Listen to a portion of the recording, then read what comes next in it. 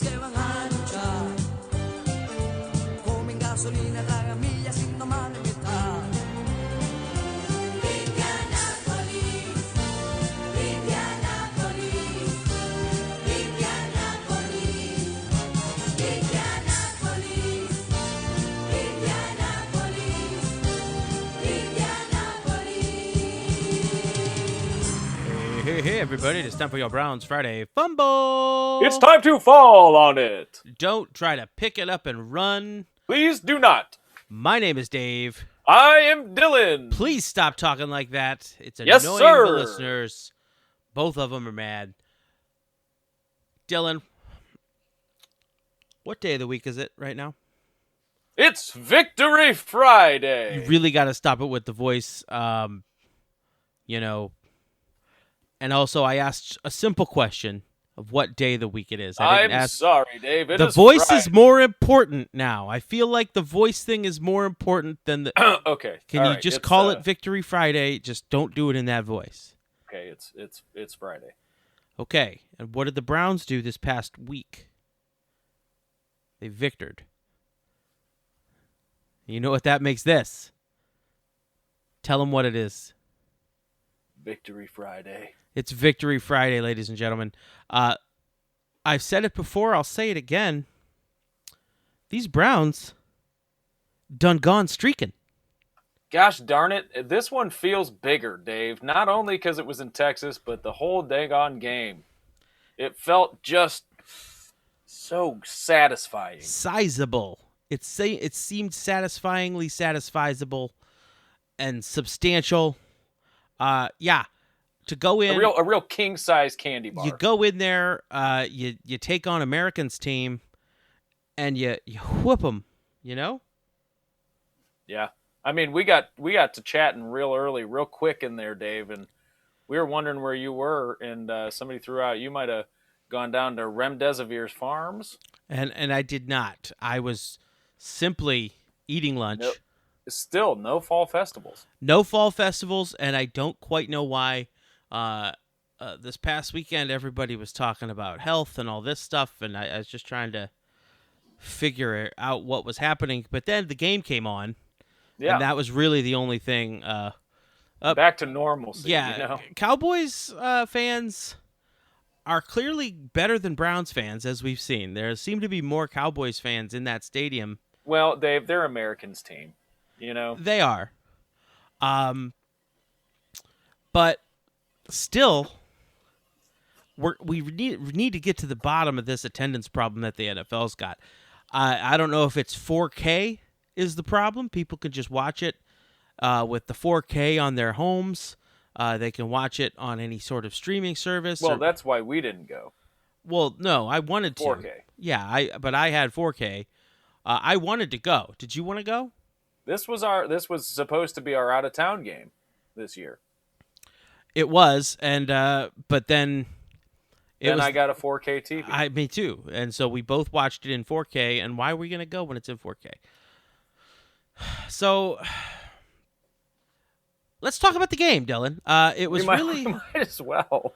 It was a tale not of two halves, but of 3 quarters and 1 quarter. Yeah. And I'm gonna drop back a little bit and just this is your old buddy Dave talking. Did you feel any danger that the Cowboys were gonna win this game at any point? I'm trying to peel back the layers of my memory orb. My wife said to me, "What's going on here? They seemed up so high. What's going on? Why are they coming back?" And I kept looking at the clock, and I kept saying, "This is fine. There's not that much time left for the amount of points that the Cowboys need to score." And I never really got worried. I was worried for a few seconds when the Cowboys got within 3, but then I felt pretty confident about our running game being able to just kind of kill the clock. To close it out, yeah. So I did have a little pre-2020 season PTSD rear its ugly head a few times. during those last 2 scoring drives that the Cowboys went on. They were a little too quick. Well, yeah, they were a little quick, and this little voice in the back of my head kept rearing its ugly head and saying, "Dylan, we've been here before, brother." Yeah, I tamped it down pretty quick. Yeah, and that voice in my house was a little external of my wife saying, "Well, wait a minute, why is this voice wasn't in my head? It was a real voice." But I never really felt that it was gonna not go our way. Like, and then we just kind of got confirmation on it in the last couple of plays that this was the Browns' day, as Odell Beckham Jr., takes the end around, not a reverse. Well, let's not get ahead of ourselves. Well, first of all, I want to talk about it wasn't a reverse. It was an end around. Yes, thank you. Finally, somebody has taken a stand. Okay, now what did you want to say? We got to rewind a little bit. I mean, I'm sorry. Gosh darn, we're put 49 points on the daggone board. Well, you know what, though? I agreed at one point with the announcers. The Browns were in danger of being run out of that building. They were about to be run out of the stadium by those Cowboys. I mean, most of the time, I mean, this is the Dallas Cowboys that we're talking about. Yeah. Okay. Turns out, Dave, when I looked up and we still had like 8.5 minutes left in the second quarter, I in that moment realized each quarter is actually bigger in Texas. It is slightly bigger. We discussed it last week. We had already slung 21 on them or some crap like that. We had slung it on them, but Dylan, they were about to run us out of the goddamn stadium. We were leaving Dak too much time.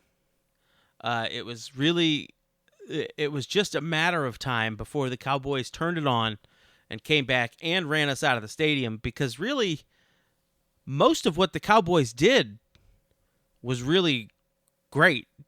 Just had a few key misses, Yes. Specifically, Dave, I remember, even on that strip sack play, most of the things that the Cowboys did on that play, they did it to perfection, Yeah. Except for the one missed block on Myles Garrett. Yeah, and we'll cover that a little bit later. And what are you going to do? What are you going to do? So much to go through in this game. The numbers that Dak, I know this is a Browns podcast. I gotta start giving props to the Cowboys on this one. Did you see Dak's numbers at the end of this game? My God, that's MVP level stuff. Jesus, he was throwing anything like that. He was throwing it to CeeDee Lamb Chop all over the field. Amari Looper was time traveling all over the place. I mean, it was just super impressive. I don't know. Browns made some key mistakes. Browns wanted to take a shot at the end of the half, but Baker only left him 5 seconds. And as we all know, the way Darryl Johnston's Cowboys like to do it was 6 seconds. So that extra second makes all the difference, Dave. And I'm not, I think what it boils down to mostly with this is a team like the Browns, Dave. They're never going to be able to run with a team like the Cowboys that's so established. Yeah, so silver. It have so many starter jackets through this great country, and to a lesser extent, pro player jackets. I agree. But I just want to get to kind of the end. Let's talk about the end of the game. We all, I don't know if you guys watched. We won. Pretty good win. Nordonia Knight, Denzel Ward, overrated by some on Twitter. Not me. I think Denzel Ward's excellent. Oh, but he's a king in my book. There are some that overrate him. Actually, one who overrates him. Let's not get into that. So the Nordonia Knight seals it, and there was a priceless view of Dak Prescott's face as he stared in disbelief at Denzel Ward celebrating with the other member of the Cleveland Browns defense. on like the 15-yard line. And you know what? That kind of summed him up for me. That I wasn't looking at an orange helmet with that face in it. I was looking at a silver helmet with a star on the side making that face. And frankly, Dylan, that was good enough for me. All right, let's take a look at some Browns news, and this is going to go right hand in hand with his previous game against Americans team, the Dallas Cowboys. It's time to give out some game balls, Dylan. Not only are we going to give out some game balls, Dave, we're going to give out a couple of lame balls. As a matter of fact, we're going to give out the same number of lame balls as we do game balls, because you know what? Not everything in this game was perfect. Some was good, some was bad. I'm going to start game ball. First and foremost, Daryl Johnston, level-headed, non-biased commentary. No way was it focused just on the Cowboys for the whole goddamn game. No way. Not in any way reminiscent of the Yankees A-Rod debacle. Not at all. And so game ball goes to Daryl Johnston on that. And lame ball, I don't want to be the one to do it. It's only, I don't want to say bust, but it's got to be done. But Myles Garrett, I mean, we're paying him so much. We drafted him with the number 1 overall pick. You expect a guy like that to make impact plays. And, you know, the numbers he's putting up, he's only averaging 0.75 strip sacks a game, and that's not going to get it done. I mean, he's making like $11 billion. And, sorry, I need impact plays for that money. Yeah, get it up to 1 strip sack a game, and now we're talking. Yeah. Dave, you're right. Those are a couple of good balls you gave out there. I'm going to give a couple of my own here. Good. Game ball. You know, honestly, Dave, I'm getting close to consulting a physician. Personally, I haven't been this excited this long since sophomore year, give or take. And it lasted more than 3 hours. That's for sure. Yeah. So it's getting a little touch and go. However, there's 2 sides of every coin. Lame ball. Lame ball, Dave, I got to give it to the Sci-Fi Adventure Brothers, Dak, Quickshot, and Zeke, making it a game in the 4th. Lame. That was super lame. Lame. We came in the 4th quarter with a 4-possum stretch on them. Yeah. Mine, actually, this next game ball was given to me by Daryl Johnston. I said, Daryl, you want a game ball? Part of the prize is you get to give a game ball. And he said that on the Myles Garrett strip sack play, the Dallas Cowboys executed 5 out of their 6 blocks, which is 83% and a B in most classes. So Look, B-. Game ball to the Dallas Cowboys O-line on that. And then lane ball. This one goes to Dylan because you can't go on Twitter when you're on Hulu time. You just can't do it. Dave, my next game ball, this is one that just made me giggle. I was gleeful when these popped up. Did anybody else notice the animated player cards on the Fox broadcast? These things, I mean, talk about production quality. We're used to Booger. Yeah, I got Booger in my head. On the ESPN Trash Night broadcast. And then Fox comes out with these just beautifully animated deals anyway. Got to give props to the Fox team on that. We don't get that too often. Lame ball, however, back to the time issue, Dave. Amari Looper, time traveling in game.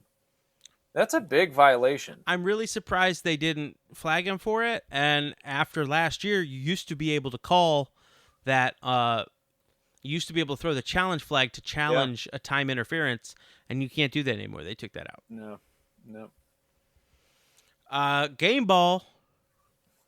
Andrew Sandejo, always around the ball, always making the big hit, generally after a 10-yard gain, but he's making the hit anyway. Yes, sir. Also, great platinum-colored hair, Andrew. But, Dylan, 2 sides to every coin. Lame ball goes also to Andrew Sandejo, pulling the ball from Ohio's collegiate superstar running back, Ezekiel Smelliot. Oh, man. He's pulling the ball from him. It was a dirty play, bad sportsmanship. Hey, Andrew, how about all bite, no bark? Why don't you be a better sportsman? He was trying to fall to the ground. Don't try to take the ball. It's that beach nut pride, buddy. Yep. Okay, Dave, my game ball, my next one. How about that player we've never heard of getting the late sack to help seal the victory? Oh, man, we were all so excited. No preseason to help us out, but, man, did that player we've never heard of get that sack, baby. Lame ball, Dave. This is, you got to be objective with this stuff. It's really back to sportsmanship. Yeah. Americans team pins the Browns inside their own 20 for the victory formation. This is a real bad look for the Browns coaches, right? You get pinned inside your own 20, right, for the victory formation. That's just, God, that's the worst. You really should have punted to try to change that field position. Exactly. Yeah. You're losing the field position war at that point. Yep. Game ball. Browns special teams coordinator Mike Pfeiffer. He is the one who designed the offsides jump, blocked kick, attempted recovery by Dallas, swatted forward into the end zone, 2-point conversion play that was designed specifically for Brown's secret weapon, Steve Carlson. One of the biggest weapons we've got and secretest weapons we've got. And incidentally, we're not the only ones who thought it was a good play. It's also named the Coca-Cola ASMR Play of the Game, voted on by the people of Europe. And lame ball goes to the Cowboys kicker, whose name I am not interested in, who had 3 shots for an onside kick and missed all of them. I had such high hopes for that kicker, and he just blew it. Next game ball, Dave. Hey, how about them linebackers? Yeah, baby. Down Mac Wilson. These guys showed up to play, and they played hard. Lame ball, though, Dave. Yeah. Dak Prescott still managed to hold on to his baby teeth. One more game with him, at least. Game ball, Dylan. And this just goes to show you that what LeBron James said is true. That in Northeast Ohio, nothing is de given. Everything is de earnest. The Browns catering staff gets the game ball for making an amazing post-game feast featuring mahi-mahi caught and cleaned by D'Ernest Johnson.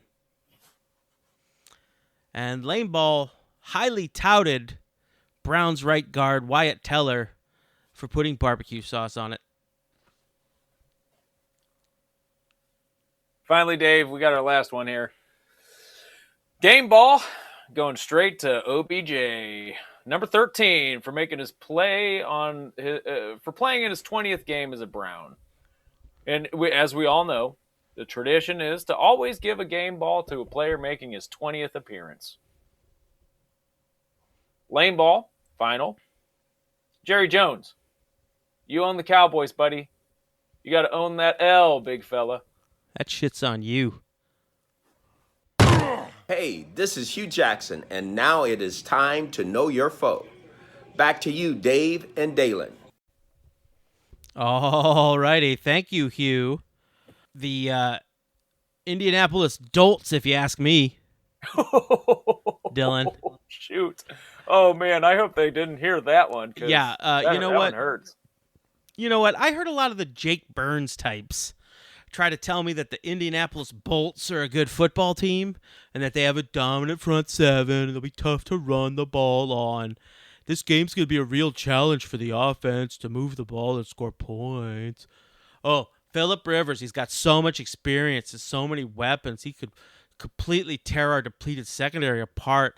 That rookie running back, Jonathan Taylor, could really run the ball. You know what? I say fuck that. It's not true. Hell yeah. This one's a cakewalk. We'll get to the predictions later, but Browns fans, there is no point in worrying about it. There hasn't been a team to worry about in Indianapolis since a certain Peyton Manning left to go win a Super Bowl in Denver. So don't worry, Browns. you and the players should be looking ahead to Pittsburgh football. You got this one in the bag already. Don't let Indy's record fool you. They ain't played anybody yet. They're about to find out what it's like to play a game in the NFL. You know what? I don't want to say this lightly. We said it last year about Tennessee. That was different circumstances. All you got to do is show up, Browns, and you'll walk off with this one. I don't see much point, Dylan, in insulting the city like we usually do. That's how over this game is already. I don't even want to take the time to write it out and think of a good insult. But you know what? If we have to, contractually, because of this contract we signed with Mr. Craig, we have to do it. So why'd you make your city so hard to spell? Why not Indiana City? Much easier to say, much better to say. 2 words is always a better way to name a city. That's why Cleveland is 2 words. You know what I do? Show up, W. Wonderfully put, Dave. Now, I know you guys are finally getting settled into the football season. And this year, for a boring team like the Browns, that means 1 o'clock starts. Get yourself into a nice little routine. You get your football Sunday sorted.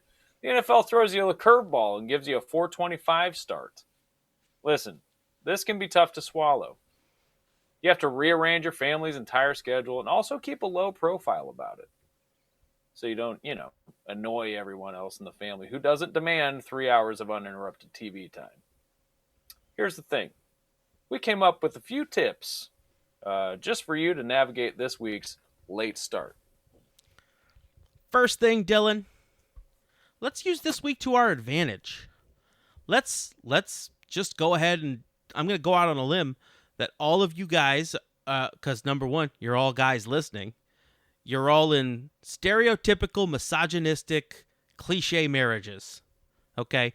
So your wife, who's kind of a bitch, is not going to know the Browns schedule. So you could pull whatever crap you want. Suggest a fall festival, apple picking, other family fun activity for the morning and early afternoon. Wear your Browns gear so she thinks, that idiot, that you are giving up your Browns time because you only wear the jersey during the game. She'll think you're making a sacrifice for the family, Get home, turn on the game, and say to your spouse, hey, what? I must have been mistaken. Looks like they're on at 4 today. And that's lucky. And then you could take those points. You could store them away and cash them in for later. Because you got some marriage points out of that one. You piece of shit. Number 2, Dave. Don't overdo it on the caffeine in the first quarter. It's a long game. Remember, this ain't no 1 o'clocker, buddy. You're going to need to be in bed in a couple hours. It's a real short. Quick turnaround. You know what? Knock out that grocery list early. If you're lucky, the game will be over with no overtimes, and there will be at least 1 loaf of bread left at the store by the time you roll in. Number 4, schedule in a 2 p.m. nap, but be careful not to overdo it. Last thing you want to do is show up at 4:25 feeling all groggy and heavy-headed and just you got to start fast. You can't come out with a slow start. Quarter. Yeah. You got small kids? Not a problem. Completely overhaul their sleep schedule to ensure that a nap time fully aligns with game time. Because you never want to be around them in your stereotypical misogynistic cliche family. You hate your kids. Anyway, same goes for dinner and bedtime too. Have a toddler that usually eats at 5:30 and heads to bed at 8? Switch it up. Play a new game called Start Everything 2 Hours Later. And enjoy the fun your spontaneity provides the whole family. Finally, number 6, Dave, make sure if you're in charge of making the night's dinner, that you've picked something TV-friendly and provide paper plates and napkins. If your family must sit at the dinner table, which, she's probably nagging about that too, right? Time your cooking to be done precisely at halftime. The use of a crock pot can aid you in this task. If the light hasn't turned yellow yet to signify that it's done, you can just press the mode button and put it into warm right at halftime, and they'll think it's done. That's the tip. So, the reason we put this list together, Dave, if you follow all these tips and you can enjoy your football and still get your kids ready for the upcoming school week, shower, finish the laundry, meal prep, finish that one presentation that you put off all day Saturday, then you can finally hit that 45-minute ride on the Peloton to keep that butt tight for the misses. For when you cash in dem points. Dylan, I barely even feel like we need to do it. But again, this goddamn contract, we need to do it. We got to look at the Indianapolis roster, the Indiana City roster. Only because they're out of division. So let's take a look. Wide receiver, Chad's late-round sleeper pick, T.Y. Hilton. At left tackle, George's brother, Anthony Costanza. Star of coach, Quentin T. Nelson. At center, from Ryan to Kelly. Rave superstar, Mark Glowsticksky. Generation Z tackle, Braden Smith. And his backup, that's so LaRaven Clark. Tight end, bare knuckle brawler, Jack Doyle. Snowboard pioneer, Trey Burton. Mo Alleycat. 1 Newton per square meter, Zach Pascal. Oh, here we go. At quarterback, former NFL quarterback Phillip Rivers. And his backups, Jacob and Jacoby. Running back, child star of Home Improvement, Jonathan Taylor. He dropped the Thomas. You got it when you grow up. He just wants to move on with his life. On the defense, City, Justin Houston. Defensive tackle, DeForest DeBuckner. From Sesame Street, Grover Stewart. Fast cat, Darius Leopard. Anthony Walker, Texas Ranger. Ouchie, I hurt my Eli ankle. Actual name, Bobby Okereke. Football robot, defense edition, EJ Speed. Another city, Jordan Glasgow. Guitar shredding former Friday Fumble co-host, Rock Yazin. Former Cleveland Indians pitching coach, Carl Willis. Kenny the Jet Moore. And the X-Men's favorite keyboard, the Xavier Rhodes. And on special teams, Dylan, are you interested in their special teams? I am not. Not interested in their special teams. Okay, Dylan, I gave a rough preview of how meaningless this game is going to be because of how much the Browns are going to win it and how easily they're going to win it. Again, I hate to keep jumping back to this. The contract is the thing that makes us have to talk about it in specifics. If we do an episode and we don't talk about the specific score, exactly what it's going to be, Mr. Craig's going to come down on us like a ton of goddamn bricks, or that bitch of a wife you've got in your misogynistic, stereotypical family coming down on you for leaving the toilet seat up. So we got to do it.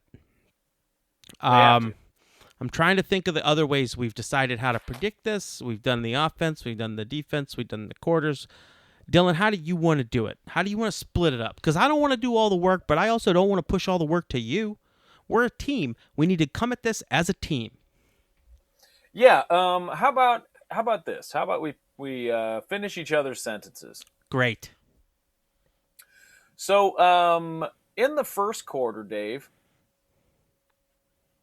Yeah, that's not a sentence. I mean, that's just okay, fine. Browns get... That's the setup.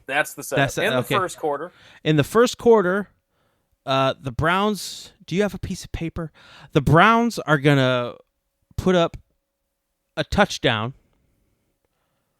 and they're going to get the extra point, and the Colts are going to put up a touchdown, and they're going to get the extra point. Dylan, in the second quarter, Myles Garrett strip sack, and then the offense will get a touchdown, but they'll miss the extra point. Ooh, twist. The Colts will do nothing. The Colts will seethe with rage. Halftime comes, Dylan. The Browns deferred. They get the ball in the third quarter, and when they get the ball in the third quarter, they are going to go and air bomb the crap out of Indiana City. It's going to be just covered in footballs. Buried. You're going to be up to the waist in footballs. Baker Mayfield is going to connect with an old friend he used to know in Indianapolis right before the game. It's going to be great. It's going to inspire him to then throw a pass to the defense. Damn it. But good news is... But it was our defense, Dave. On the sideline when he threw the ball away. Smart decisions he's starting to make this year. So that means that the Browns are going to third and 9 from the Dolts 22. Incomplete. Cody Parkey gets out there, splits the uprights by making a field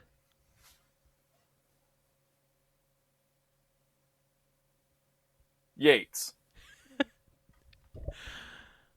Then the Indianapolis Colts are going to drive down the field on the strength of a football game. But they are stopped short. Field goal ensues. Browns currently trailing by 1 point at the end of the third quarter, Dylan. It's Browns 16. How did this happen? Colts 17. I told you it was going to be a cakewalk, Dylan. Fourth quarter starts. Now I'm stressed. Browns drive down the field. Who's running the ball? To Ernest. That's who. Good. But we can't get the first down. We have to get Cody Parkey back out. And we do. And he kicks a field goal, making it 19-17 Browns. Indianapolis gets the ball back, but this is Phillip Rivers. Yes. And Phillip Rivers cannot win games. He cannot. I don't know if you knew that. No. That was actually part of the contract that carried over from San Diego. That is part of him as who he was. He demanded that it be in his contract. So he drives. He drives for 40 yards. No interceptions. Just a simple 3 and out. Yep. Browns Boots it away. Get the ball. They hand the ball to Kareem Hunt. Every once in a while, they hand the ball to Ernest Johnson. Every once in a while, they hand it to Dontrell Hilliard. And they're just focused on running the clock down. We would have run the clock down, but guess what? The defensive nature of Indianapolis City, their will is broken. Their back is broken. Everybody's touting this front seven of the Indiana City boys. They're going to be broken, and Kareem Hunt is going to break away. He is going to run past all of them into the end zone and score another touchdown. Cody Parkey is going to hit the extra point, making this score, as time expires, Browns 26, Indianapolis Dolts 17. All right, everybody. Thank you very much for listening this week. Thank you to Carrie Ryan for our closing theme. Please follow us on Twitter at Friday Fumble. Dylan, you got anything to throw down on this one? Nope. All right. Well, my name is Dave, I am Dylan. and this has been your Browns Friday Fumble.